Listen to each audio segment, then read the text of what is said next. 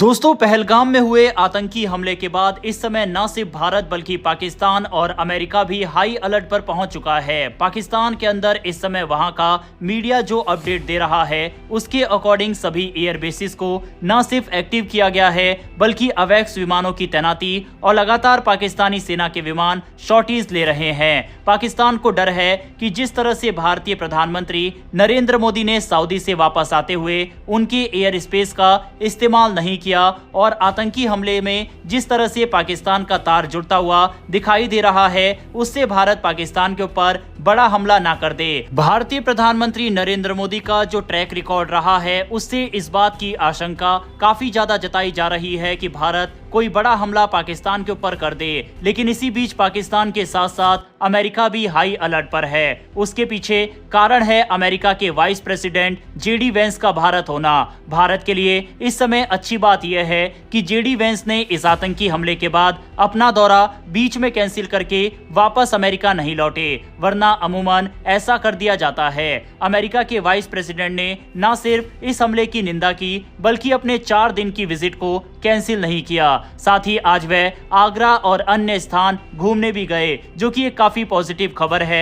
अक्सर अमेरिका अपने राष्ट्रपति और वाइस प्रेसिडेंट की सुरक्षा को लेकर काफी ज्यादा सतर्क रहता है। खबरों की माने तो इस समय अमेरिका की खुफिया एजेंसी लगातार भारत के संपर्क में है और जो भी उचित इनपुट है वह भारत को अमेरिका की तरफ से प्रोवाइड किया जा रहा है। साथ ही अमेरिका की कई एडवांस सैटेलाइट इस समय भारत के आसमानों में मंडरा रही है, जिससे किसी और तरह की घटना को रोका जा सके और अपने उपराष्ट्रपति की सुरक्षा भी सुनिश्चित की जा सके। इसके अलावा उन्होंने जेडी वेंस की सुरक्षा में अतिरिक्त कमांडो की तैनाती की भी मांग की, जिसको भारत ने तुरंत अप्रूव करते हुए उनकी सुरक्षा को और भी ज्यादा बढ़ा दिया।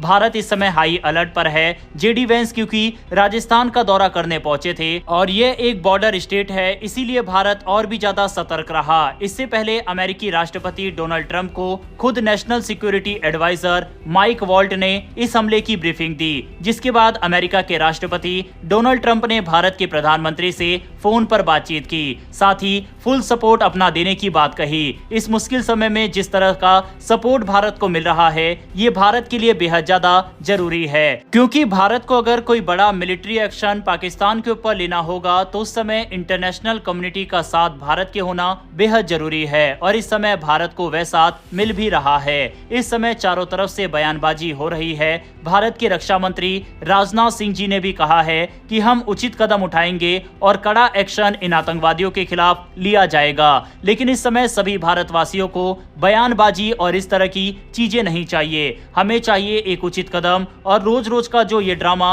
आतंकवादियों द्वारा रचा जाता है, आए दिन हमले होते हैं, इसको पूरी तरह से खत्म होना भारत की जनता चाहती है। और जिस तरह का सपोर्ट इस समय गवर्नमेंट के पीछे है, चाहे वह भारत की आम जनता हो या फिर इंटरनेशनल कम्युनिटी, उस हिसाब से भारत को एक कड़ा जवाब पाकिस्तान को देने की जरूरत है, क्योंकि इस बार सिर्फ सर्जिकल स्ट्राइक या फिर एयर स्ट्राइक से बात नहीं बनेगी। अब भारत को लगातार पाकिस्तान के ऊपर हमले करने की जरूरत है और पाकिस्तान के जितने भी लोग आतंकवादी गतिविधियों में शामिल है उनको चुन चुन कर मारने की जरूरत है। दोस्तों, इस बात में कोई दो राय नहीं है कि भारत की केंद्र सरकार इसका बदला जरूर लेगी, लेकिन सवाल ये उठता है भारत इस हमले का जवाब कब देगा, क्योंकि उरी हमले के बाद 11 दिन में सर्जिकल स्ट्राइक हुई थी, पुलवामा के बाद 12 दिन में एयर स्ट्राइक हुई। क्या इस बार भी 10 से 12 दिन के बाद बड़ा एक्शन होगा या फिर और जल्दी? लेकिन साफ है कि इस बार भारत की जनता सर्जिकल स्ट्राइक या फिर एयर स्ट्राइक नहीं चाहती। इस बार हम आर या पार की लड़ाई पाकिस्तान से चाहते हैं, फिर चाहे